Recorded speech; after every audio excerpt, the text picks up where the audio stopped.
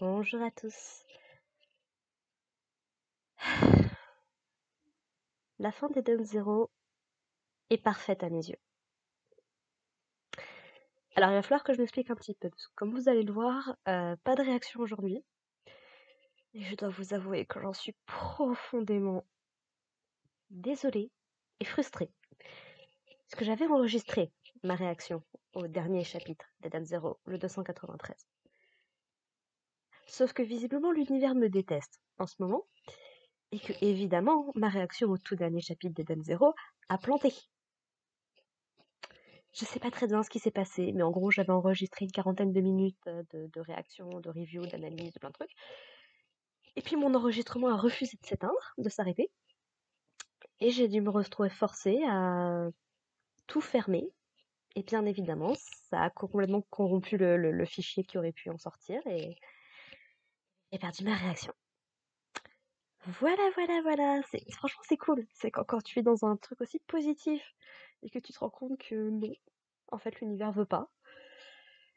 Et ben voilà.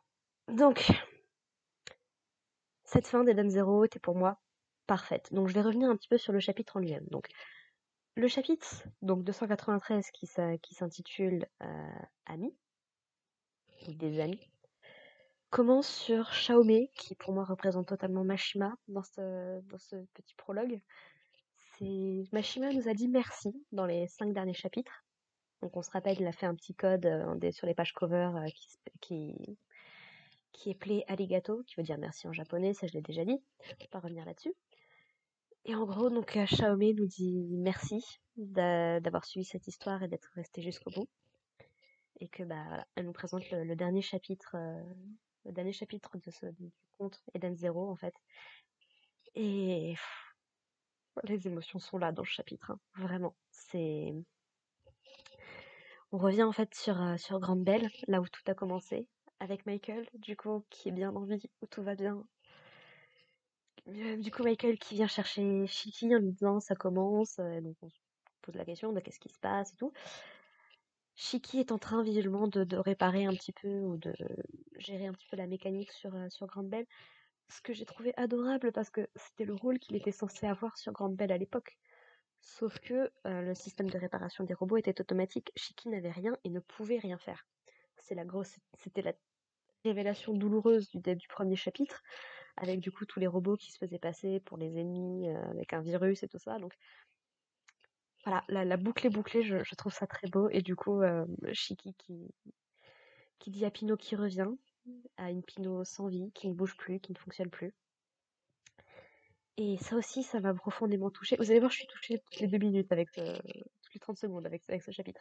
Parce que Shiki, qui parle à Pino, qui même si c'est un robot, est l'une de ses amies les plus chères, ça, Pino l'appelait maître, quand même, et qui lui parle alors qu'elle est inactive, qu'elle peut plus lui répondre à tout, ça m'a énormément fait penser, en fait, la relation entre Rebecca et Happy, du coup, puisqu'on sait que Happy est plus ou moins mort quelques années en arrière, enfin, dans la timeline en tout cas d'origine, dans l'univers 1 avec lequel on a commencé toute cette histoire.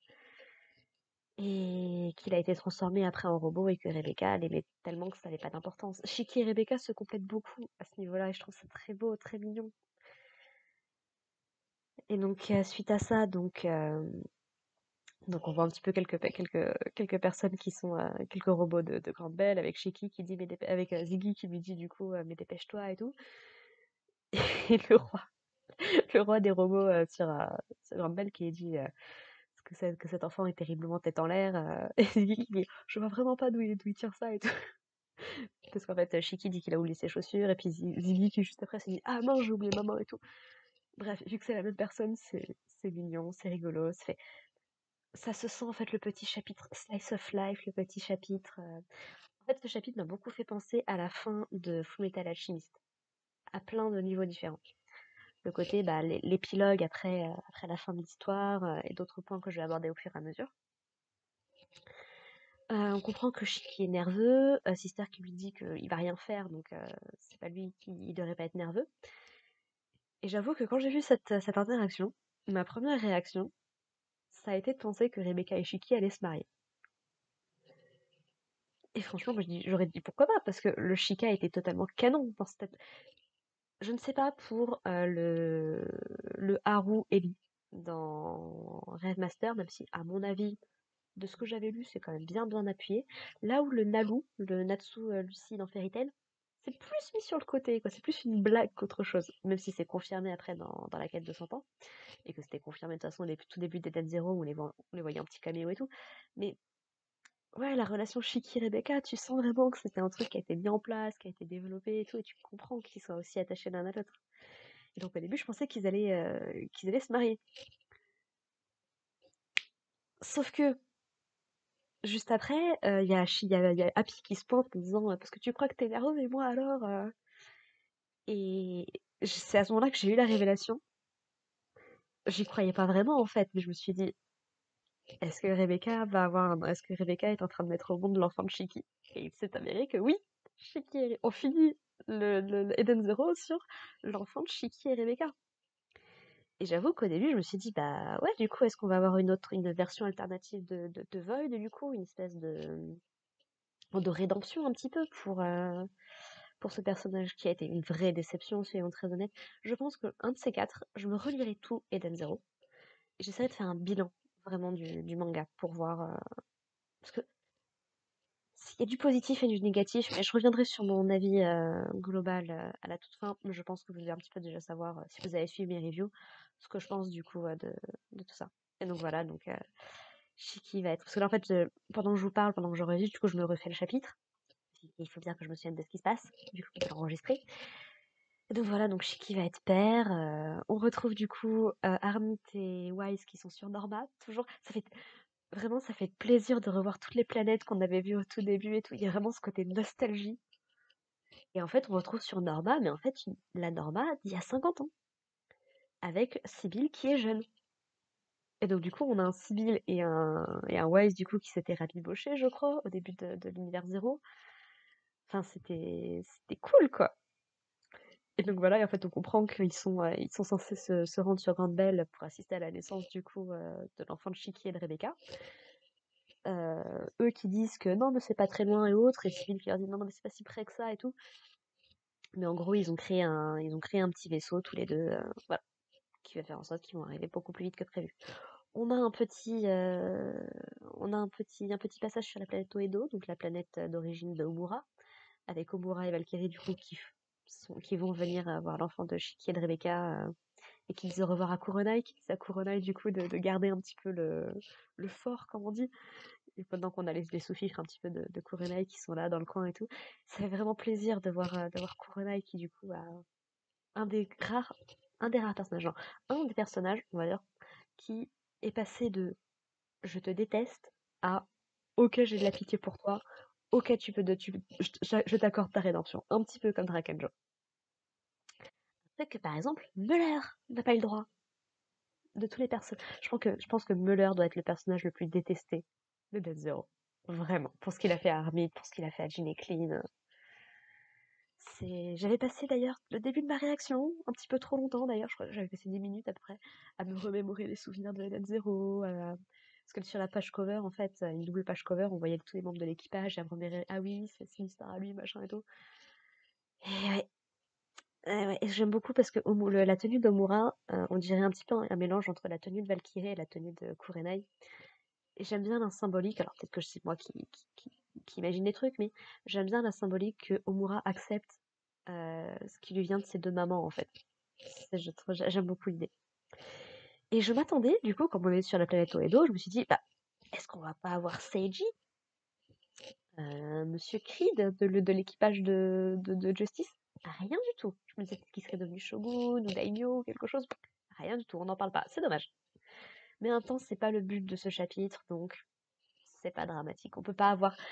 Je dirais que c'est peut-être un petit peu ça qui manque, c'est qu'on n'a pas eu, je trouve, une scène à la Fairy Tail, et pourtant, Dieu sait que Fairy Tail, j'ai plein de problèmes avec la fin, mais je sais pas, j'aurais beaucoup aimé qu'on s'attarde un petit peu sur tous les personnages dans le chapitre d'avant, ou enfin, le chapitre d'avant non, parce qu'il était très bien aussi comme ça, Mais voilà, je trouve que ça manque d'un... La fin d'Eden Zero manque peut-être d'un au revoir à tous les personnages qu'on a connus jusqu'ici. Et donc on retrouve Laguna, on retrouve Jean Clean, les cheveux poussent, on revoit Laviria aussi et Kauchipo. Ça fait que du bien de les voir du coup, de se dire ah ouais, vous êtes là pour soutenir Rebecca et tout. C'est cool. Et donc voilà, voilà. Et donc on a Rebecca. Mashima met vraiment l'accent, je trouve, sur l'accouchement de Rebecca. Et on sent vraiment qu'elle souffre. Vraiment, elle a le visage qui se tord de douleur, elle a des larmes, elle tremble. Enfin, j'apprécie que Mashima ait choisi de mettre autant en avant l'accouchement qu'à quelque chose de pas super agréable, quoi. On voit souvent l'après-coup, en fait, mais rarement l'accouchement en lui-même. Et franchement, je trouve ça intéressant et bien vu de la part de Mashima. Et donc Shiki qui la soutient à distance et tout, il est à côté, quoi. Et donc là, on se retrouve d'un coup avec Pino qui fait face à Mother. Et là, la question se pose, mais Mother qui est plus censé être là, Pino pareil, qu'est-ce qui se passe? Et c'est là que l'autre révélation m'est venue, enfin, ce que je pensais être une révélation du coup, de me dire, mais attends, est-ce que du coup Pino va être réincarné en tant que l'enfant de Shiki et Rebecca? Ce qui du coup aurait eu tout l'impact de oui, je deviens humaine, puis elle continue à vivre, enfin, sachant qu'elle était techniquement la petite sœur de Rebecca dans la planète Terre 2.0, où Shiki du coup a pu avoir sa chance et tout. Donc je t'ai dit, est-ce que c'est ça qui va se passer? Et le chapitre met bien ça en avant. On se dit vraiment, Pino qui demande mais où je suis, mais Mother, mais plus censée être là, qu'est-ce qui se passe? Et en gros, Mother lui dit qu'elle est dans les souvenirs de la planète, donc une espèce de conscience en fait de notre planète Terre, un espace en fait en dehors du temps, en dehors de l'espace, où la vie et la mort s'entremêlent, on va dire quoi. Parce qu'on rappelle que tout le délire avec Mother, c'était que bah, si tu arrives à atteindre Mother, tu peux te réincarner, ou tu peux avoir un de tes souhaits qui est accepté. Pourquoi la planète Terre plus qu'une autre? Voilà, peut-être parce que c'est la seule planète qu'on connaît avoir Overdrive, peut-être. C'est un concept qui a été sous-exploité, je dirais aussi dans les Dead Zero, je trouve. Mais bon. Et en gros, donc elle explique qu'elle est reconnaissante à Shiki, à son équipage, à tout le monde, de lui avoir sauvé la vie, en fait, de l'avoir fait retrouver sa forme originelle de planète. Et j'avoue que c'est un concept, moi, que j'apprécie beaucoup, l'idée que notre Terre, en fait, notre planète, pourrait avoir une conscience, qu'on a, comment dire, qu'avec notre niveau de langage et d'intelligence actuel, si tant est qu'un jour on devait évoluer vers quelque chose d'autre, qu'on n'a juste pas les codes pour communiquer, pour comprendre les signes. C'est par exemple, moi je trouve ça aberrant en fait, l'idéologie végane par exemple, qui vient te dire que oui, il faut pas manger d'animaux, il faut rien consommer de ce qui vient des animaux parce que les pauvres, machin et tout. Mais moi dans ma tête, je considère les plantes comme des êtres vivants. Et ce sont des êtres vivants en fait. Et donc ils ressentent des trucs, qui certes tu les entends pas crier, mais enfin, enfin, j'ai beaucoup de mal avec ça parce que si tu respectes la vie animale, respecte la vie végétale en fait. Ça me paraît être du bon sens, mais apparemment, les gens tracent la distinction. Pourquoi pas. Mais ouais, donc l'idée que notre planète puisse avoir une conscience, j'aime beaucoup, j'aime beaucoup. Ça me fait d'ailleurs penser à une trilogie de romans, enfin, une trilogie et plus avec le temps, de romans que j'ai lus quand j'étais beaucoup plus jeune, qui m'a énormément marqué. C'est la série Autre Monde de Maxime Chatham, qui part aussi de ce principe-là que la Terre a une conscience et qu'à un moment, la Terre, elle a fait un léger reset, quoi. Si vous connaissez pas, je vous invite à aller voir. Je suis toujours complètement stupéfaite qu'il n'y ait toujours pas eu d'adaptation. Je ne comprends pas qu'en France, on ne fasse pas d'adaptation. On fait des adaptations de BD, si tu veux, mais on ne fait pas assez d'adaptations de romans. En tout cas, rien de ce qui vient pour les ados jeunes adultes, et plus encore si c'est de la si c'est du fantastique ou de la fantasy. Si, ça me rend barge. Je comprends pas. Et donc du coup, donc pour revenir sur Eden Zero, Mother offre la possibilité à Pino de se faire réincarner du coup dans l'enfant de Shiki et Rebecca. Voilà. Et Pino, elle sait pas trop quoi dire, elle est touchée et tout. Mother nous explique que du coup, Shiki va avoir une petite fille. Trop mignon, je trouve. Et en gros, bah, que comme ça, elle pourra vivre sa vie en tant qu'humaine. Voilà. Et donc, du coup, l'enfant naît.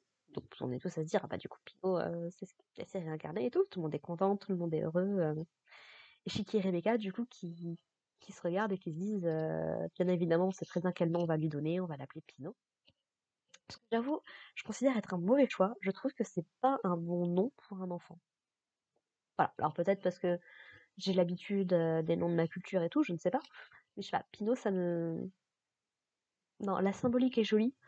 Mais je sais pas, c'est peut-être le fait qu'à la base c'était un androïde. Ça me... Ça me fait bizarre, je ne sais pas. Mais voilà, ils voulaient l'appeler Pino. Et puis d'un coup, il y a Pino, justement, qui se pointe. Et on se comprend pas, on se dit qu'il était bébé, quoi. Mais Pino était censée être morte. Je me suis dit, mais attends, c'est quoi? C'est qu'elle a eu une espèce de petit boost d'énergie provisoire. Et elle vient leur dire au revoir ou autre, parce qu'en fait, du coup, elle s'oppose à ce qu'on nomme l'enfant de Chicky et Rebecca Pino. Et en fait, ce qu'elle nous explique, on comprend ce que j'ai compris avant qu'elle le dévoile réellement, c'est qu'en fait, bah, Pino, elle a choisi de continuer à vivre, mais en tant qu'androïde. Elle a choisi d'abandonner son rêve, en fait, de devenir humaine. Parce que ce qu'elle nous explique, et j'ai trouvé ça extrêmement beau, c'est que du coup, elle nous explique que bah, l'enfant du maître, l'enfant de Chicky et de Rebecca, du coup, bah, c'est leur enfant. Elle ne veut pas lui imposer quelque chose qui ne la regarde pas, en fait, qui la concerne pas, un poids qu'elle n'a pas apporté, cette petite fille. Et elle explique que bah, elle a fait toute cette aventure sous cette forme-là, sous sa forme de Pinot, et que en fait, c'est son identité, en fait. Et elle prononce une phrase qui, moi, m'a profondément touchée, en fait, et qui symbolise pas mal de trucs d'Eden Zero, c'est qu'en fait, bah, pour Shiki, pour les membres de l'Eden Zero, pour tous ses amis, ça importe peu qu'elle soit une humaine ou une machine. Elle reste Pinot, elle reste leur amie et elle compte dans leur vie, quoi. Et donc du coup, bah, on a tout le monde qui est content de revoir Pinot et tout, c'est mignon. Et je dois bien avouer que la dernière page du manga m'a profondément touchée, que j'ai trouvé ça magnifique et que je trouve que ça rend la fin d'Eden Zero parfait. Malgré tous les problèmes que j'ai sur ce dernier arc, entre autres, je trouve cette fin parfaite puisqu'on termine en fait euh, sur une image de l'Eden Zero qui trône voilà fièrement sur Grande Belle et qui prend toute la page en fait quoi. Et en fait je sais pas ce qu'a fait Mashima par rapport à son style sur cette dernière page, mais j'ai trouvé que ça donnait un côté très vieux manga à cette dernière page. Je saurais pas comment vous expliquer. Je saurais pas vous expliquer qu'est-ce qui me donne ce sentiment puisque je lis des mangas depuis quand même un certain temps. J'ai lu des vieux mangas, genre des années 80, 70. Et en fait, j'ai eu ce feeling en fait avec cette page-là. Et je sais pas comment vous dire ça, mais qu'on finisse le manga Eden Zero, non pas sur l'enfant de Shiki et Rebecca, non pas sur nos personnages centraux et autres, mais sur l'Eden Zero, qui a donné son nom en fait au manga et qui a tellement d'importance dans l'histoire. Je trouve ça mais poétiquement très beau, j'ai envie de dire. C'est du symbolique. Et en fait, je trouve que avec cette fin, Mashima évite beaucoup d'écueils d'autres mangas de son style, du genre Naruto ou Bleach, qui se concentrent sur un dernier chapitre où on te montre, bah, voilà ce qui s'est passé 10 ou 15 ans plus tard. Les personnages, il s'est passé ça, il y a eu ces couples-là qui se sont formés, et voici la nouvelle génération, en mode, haha, peut-être qu'on tease une suite, peut-être, on sait pas, oh là là, Boruto commence la semaine prochaine. Bref, je crois en animé, c'était à peu près ça, je crois. Je sais plus combien de temps on a eu d'écart entre la fin de Naruto en manga et et le début de Boruto en manga. Peut-être un an. Peut-être un an ou deux, puisque je crois que la fin de Naruto c'était 2015 en manga. Je sais plus si j'avais commencé la fac ou si j'étais encore au lycée quand Naruto s'est terminé. Mais encore une fin qui m'a énormément déçue et à beaucoup plus de niveau que, que, Et franchement, Eden Zero, je dois bien admettre, je m'y attendais pas. Mais de par ses thèmes, de par ses personnages, de par son histoire, de par ses dessins aussi, Eden Zero a réussi à... Comment dire? A réussi à faire sa place dans mon top de mes mangas préférés. Alors, manga slash potentiellement animé, même si je pense avoir vu pas tant que ça d'animés originaux quand même qui m'ont marqué à ce point. Même Code Geass, par exemple, montrait pas aussi haut. Clairement pas. Oui, je le dis comme ça. Pour moi, Eden Zero est au-dessus de Code Geass. Encore une fois, c'est mon opinion, c'est mon avis. Je ne contrôle pas ce qui me touche, ce qui ne me touche pas. Pourquoi est-ce qu'un manga comme Demon Slayer je déteste, mais je peux pardonner dans d'autres mangas? Je sais pas, c'est au niveau de la sensibilité, c'est des fois il y a des trucs qui ne matchent pas. Et Eden Zero n'est peut-être pas parfait, mais a beaucoup de choses. Notamment Eden Zero, justement de par tout ce que je viens de citer là, se rapproche pour moi énormément d'une œuvre qui m'a profondément marqué, dont les openings notamment m'ont bluffé, dont, dont la façon dont l'histoire se développe, avec ses mystères, ses résolutions, ses twists. Hein. Voilà. Eden Zero, Tsubasa Reservoir Chronicle de Clamp font partie de mes mangas préférés. Je pense pouvoir mettre Pandora Hearts dans mon top également.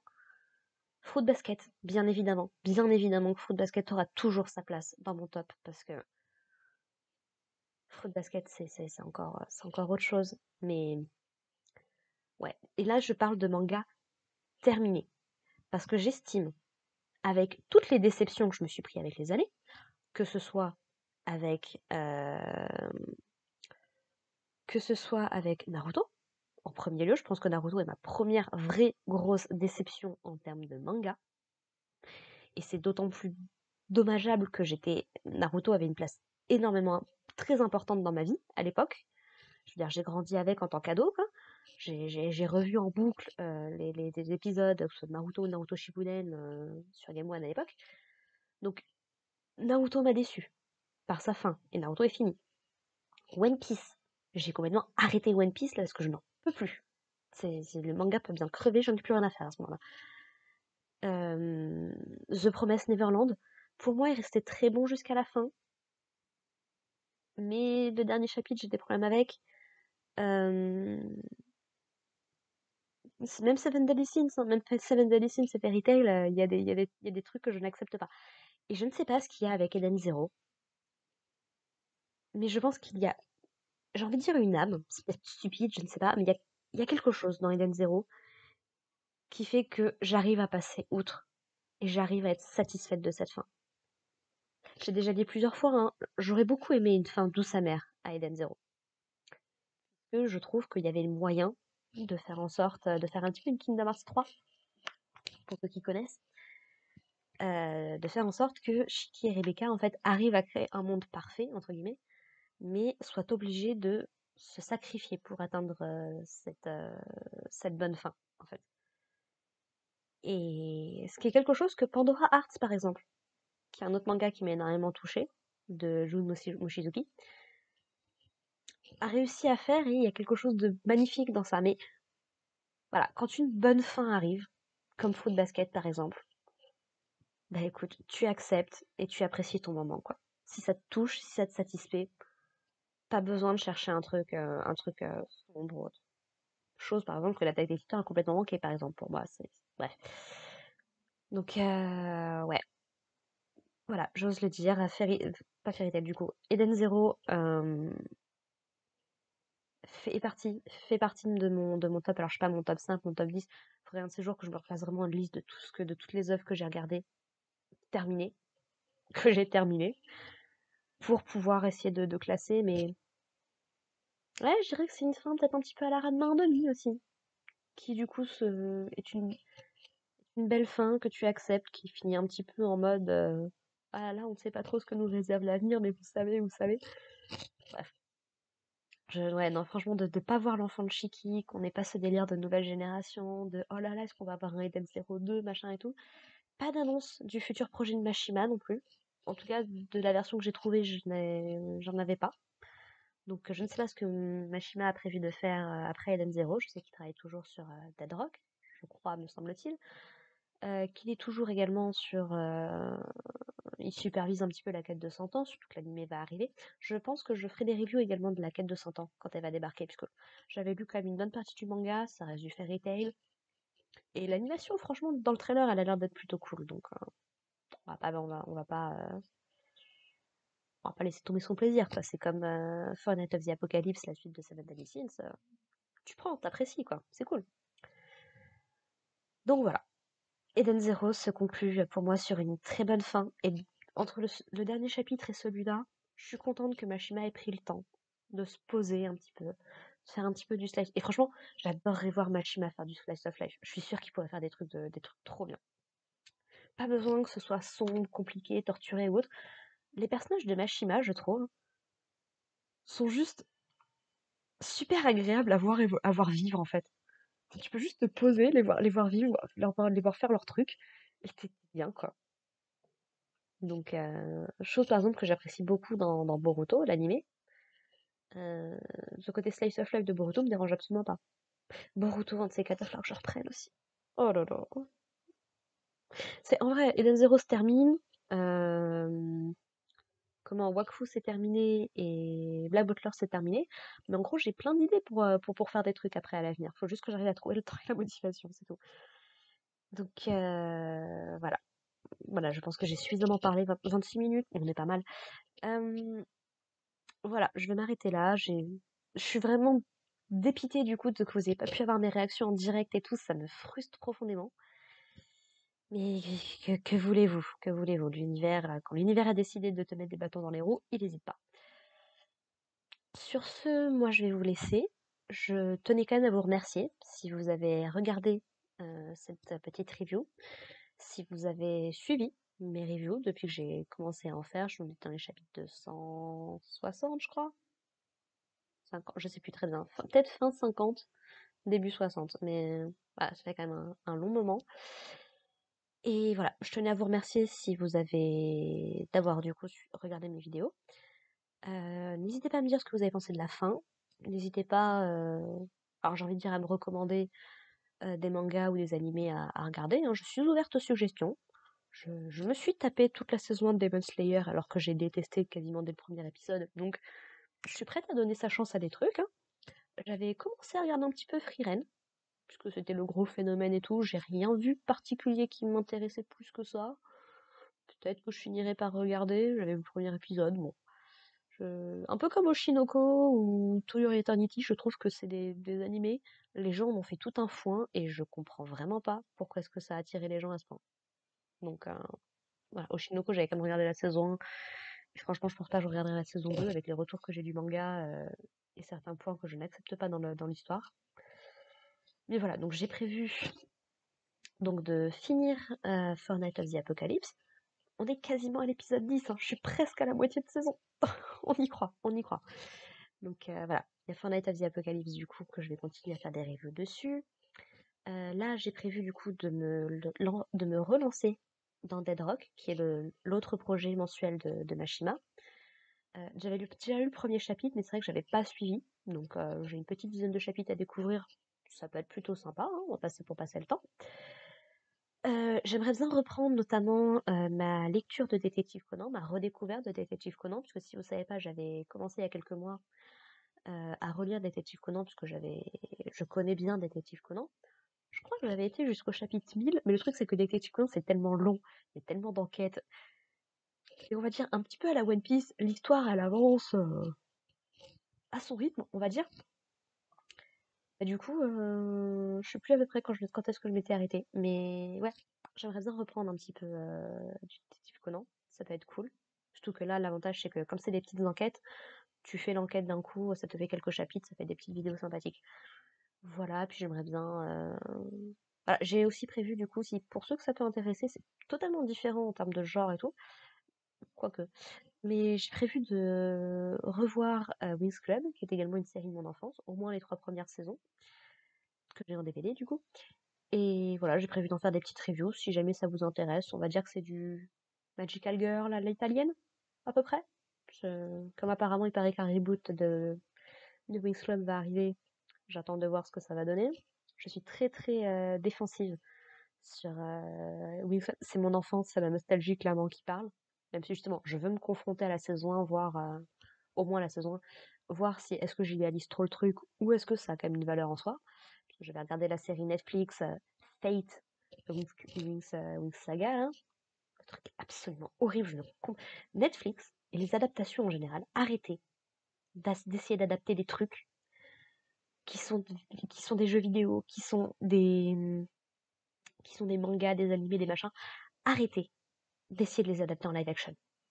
Par pitié. Le film Mario, il était bien, parce qu'il était en animé. Là, ils ont prévu de faire un film Zelda en live action. Tant que j'aurai pas des infos plus précises, tant que je verrai pas un trailer, je continue à avoir un mauvais feeling. Bref, j'ai prévu de faire pas mal de trucs. En plus, je travaille jusqu'au mois d'août, donc je vais essayer de trouver le temps un petit peu pour faire des trucs. Donc voilà, si jamais ça vous intéresse, n'hésitez pas à suivre du coup ce que je vais faire sur la chaîne à partir de maintenant.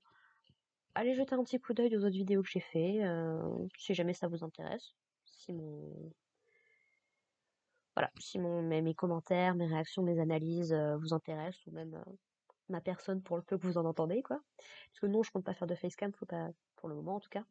Même si mon visage est déjà présent sur la chaîne, hein, si vous regardez un petit peu, vous trouverez. Mais ouais, si jamais me suivre un petit peu vous intéresse, bah écoutez, n'hésitez pas, soit à vous abonner, soit à regarder un petit peu comme ci, comme ça, hein. Je vous oblige à rien, écoutez, moi je fais pas ça pour être connue ou autre, c'est juste que j'avais envie de partager des trucs. J'ai trouvé le courage de le faire. Ça passe plutôt bien, donc là je suis quasiment à un mois. Je suis quasiment à un mois complet d'avoir posté une vidéo par jour. Alors c'est des vidéos qui ont de l'avance et tout, j'enregistre avec de l'avance, mais je suis quand même contente de moi. Voilà. Allez, sur ce les gens, je vous laisse tranquille. Profitez bien de votre fin de semaine, de votre week-end, de vos vacances si vous êtes en vacances. Il y en a qui bossent, mais je suis heureuse pour ceux qui sont déjà en vacances.